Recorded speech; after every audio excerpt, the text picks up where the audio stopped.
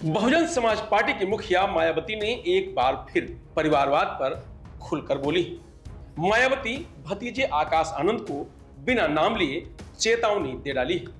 कहा कि मेरे लिए रिश्ते नाते मायने नहीं रखते हैं। रिश्तों नातों के चलते कभी भी पार्टी को कमजोर नहीं पड़ने दूंगी। मेरे भाई बहन और अन्य रिश्ते मेरे लिए सिर्फ बहुजन समाज का एक अंग है। सुनिए बसपा सुप्रीमो मायावती ने आगे और क्या कहा। अपने जीते जी अपने व्यक्तिगत तथा भाई बहन व रिश्ते नातों आदि के स्वार्थ में कभी भी कमजोर नहीं पड़ने दूंगी। वैसे भी मेरे भाई बहन व अन्य रिश्ते नाते आदि मेरे लिए केवल बहुजन समाज का ही एक अंग है, उसके सिवाय कुछ भी नहीं है। इसके अलावा पार्टी व मूवमेंट के हित में बहुजन समाज के जो भी लोग अपनी पूरी ईमानदारी व निष्ठा से कार्य करते हैं तो उन्हें पार्टी में जरूर आगे बढ़ने का मौका दिया जाएगा और इस मामले में मेरे रिश्ते नाते आदि भी आड़े नहीं आएंगे। यहाँ मैं सावधानी के तौर पर ये भी बताना चाहूंगी कि पिछले कुछ वर्षों से सत्ता व विपक्ष में बैठी सभी जातिवादी सांप्रदायिक व पूंजीवादी पार्टियां बीएसपी के विरुद्ध अंदर अंदर आपस में मिलकर बहुजन समाज की एकमात्र हितैषी पार्टी बीएसपी को किस्म किस्म के हथकंडों के जरिए इसे कमजोर करने की पूरी कोशिश में लगी है, क्योंकि यहाँ जातिवादी पार्टियों को खासकर सन 2007 में यूपी में बीएसपी का अकेले ही पूर्ण बहुमत के आधार पर सत्ता में आना अभी तक भी उनके गले के नीचे से कतई भी नहीं उतर पा रहा है और तभी से यहाँ सभी जातिवादी व खासकर दलित विरोधी पार्टियां किस्म किस्म के हथकंडे इस्तेमाल करके बीएसपी को कमजोर व खत्म करने में लगी है। इसी प्रकार बाबा साहब डॉक्टर भीमराव अंबेडकर के जीते जी भी इन्हीं जातिवादी पार्टियों ने इनके कारवां को किस्म किस्म के हथकंडे इस्तेमाल करके उसे कमजोर व खत्म करने का पूरा प्रयास किया था, जिसे बाबा साहब ने व बाद में मान्यवर श्री काशीराम जी ने भी इनके मंसूबों को पूरा नहीं होने दिया है और अब मैं भी अपने बहुजन समाज के बलबूते पर इनके इस मंसूबे को किसी भी कीमत पर पूरा नहीं होने दूंगी। ये मेरा पार्टी के लोगों को वायदा है, जिसके लिए मुझे अपने बहुजन समाज का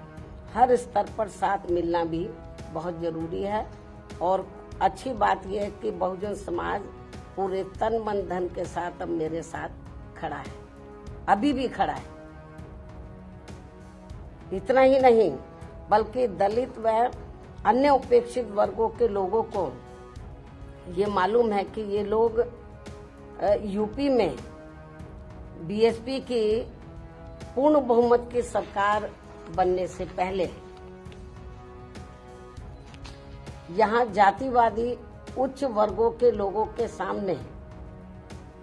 यानी कि जो बहुजन समाज के लोग हैं, खास तौर से दलित वर्ग के लोग, यहाँ जातिवादी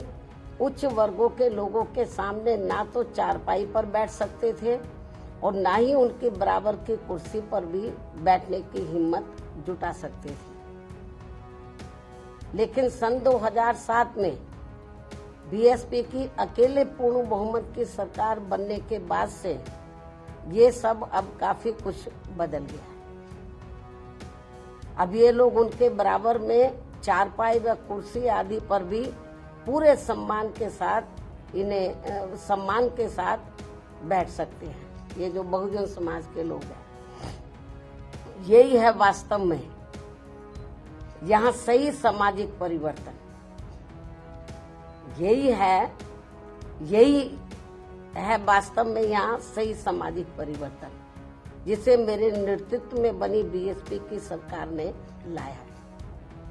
लोग सामाजिक परिवर्तन की बहुत बात करते हैं, लेकिन उसको धरातल पे कभी उतारते नहीं हैं। लेकिन मेरे नेतृत्व में सन 2007 में जब अकेले पूर्ण बहुमत की सरकार बनी, तो इसे मैंने धरातल पे उतारा, जिससे यहाँ यूपी में हमारे संतों, गुरुओं व महापुरुषों का काफी हद तक सपना साकार हुआ है, जिसकी वास्तव में पूरी देन मान्यवर श्री कांशीराम जी की। और ये सब यहाँ समाज में परिवर्तन लाने के मामले में इतिहास के पन्नों में जरूर लिखा जाएगा। इसके साथ ही बीएसपी की सरकार ने ही यहाँ यूपी में इन वर्गों के लोगों को, यानी कि बहुजन समाज के लोगों को काफी हद तक अपने पैरों पर खड़ा किया है। अपने संतों, गुरुओं व महापुरुषों को भी विभिन्न स्तर पर पूरा आदर सम्मान दिया गया है, जिसे लोग कभी भी नहीं भुला पाएंगे। लेकिन ये सब यहाँ सभी जातिवादी पार्टियों के गले के नीचे से अभी तक भी नहीं उतर पा रहा है। इसलिए अब वे इन वर्गों में से स्वार्थी किस्म के लोगों को आगे करके उनके जरिए विभिन्न नाम पर अनेकों छोटे छोटे संगठन व पार्टियां आदि बनवा के बीएसपी की इस ताकत को बांटकर इसे कमजोर करने में लगे, जिनसे बहुजन समाज के लोग जरूर सचेत रहे। यही समय की मांग है और यही पार्टी व मूवमेंट के हित में इनका सही कदम भी होगा, यदि हमारे लोग सचेत रहते हैं। इसके अलावा यहाँ मैं ये भी कहना चाहूंगी कि देश के प्रधानमंत्री बीच में अपनी खुद की गरीबी का तो जरूर उल्लेख करते रहते हैं, लेकिन इन्होंने दलित व अन्य उपेक्षित वर्गों के लोगों की तरह यहाँ कभी भी कोई जातीय भेदभाव नहीं झेला है, जो ये सब हमारे संतों, गुरुओं व महापुरुषों ने समय समय पर झेला है, जिसे अभी भी इनके अनुयायी काफी हद तक झेल रहे हैं। इसलिए पार्टी के मिशनरी व परिपक्व लोगों से आज मेरी ये भी पुरजोर अपील है कि वे ये सभी जरूरी बातें अपने बच्चों व खासकर युवा पीढ़ी को जरूर हमेशा बताते रहें, जिनको तैयार करने की भी वास्तव में सही जिम्मेवारी इन्हीं लोगों की ही है। इस उम्मीद के साथ ही अब मैं पुनः होली आदि के त्योहारों के बीच में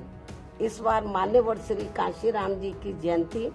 बड़े जोश व उत्साह के साथ मनाकर इनके अनुयायियों ने जो उनको अपना पूरा आदर सम्मान दिया है